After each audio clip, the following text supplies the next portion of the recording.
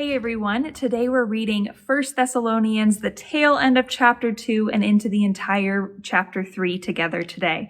As we already talked about, Paul is writing a letter to the church in Thessalonica, and particularly what we're talking about today is that he so desires to want to go and visit the church in Thessalonica again.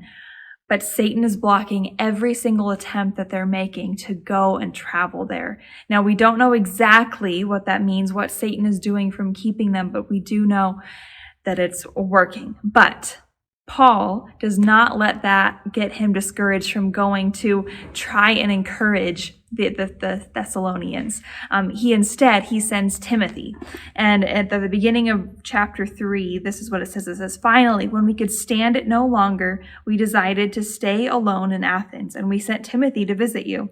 He is our brother and God's co-worker in proclaiming the good news of our Christ. We sent him to strengthen you, to encourage you in your faith, and to keep you from being shaken by the troubles you are going through. But you know that we are destined for such troubles." So it seems that they had been experiencing some sort of persecution, and Paul was really afraid that this was going to affect their faith. So he sends Timothy to encourage them. But Timothy reports back and says the Thessalonians are doing great. They are staying encouraged. They are strong in the faith. They are staying true to the good news of Jesus that you have already taught them in.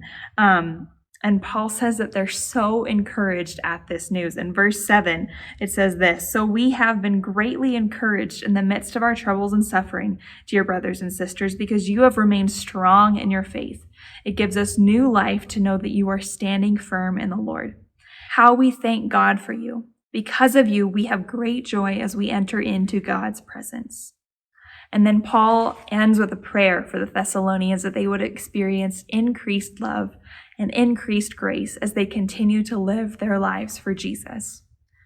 Now, what struck me as I read through this chapter is the conjunction between Satan's best attempts to keep Paul from the mission that God had given him to spread the good news of Jesus. And then Timothy's report of, despite persecution, the Thessalonians are doing great. They are standing strong in the faith. The devil is going to try his absolute hardest to keep the message of Jesus from spreading, to keep people from knowing the love of Jesus, because he knows that when people know that, when people truly believe that, he has no power, because the truth of Jesus conquers the lies of the devil. And I don't know about you, but sometimes the devil can get into my head, try to convince me of things that are not true, and thus make me not live confidently in the calling that God has placed on my life. And in those times, as Paul did here, he didn't let Satan trying to thwart his plans from him going to Thessalonica. He sent Timothy instead and said, "Okay, I can't go, Timothy can go." But in that same way, when the devil comes and tries to keep you from what God is calling you to do, you need to be rest assured in the truth of God and poke holes in the lies of Satan and say, "Devil, not today." Sometimes in the moment when I'm feeling so just attacked by the lies of the devil, I will say that out loud. "Devil, not today. You have no power over me." The good news of Jesus, the love of Jesus, is far greater than anything that the devil could ever try to convince you of.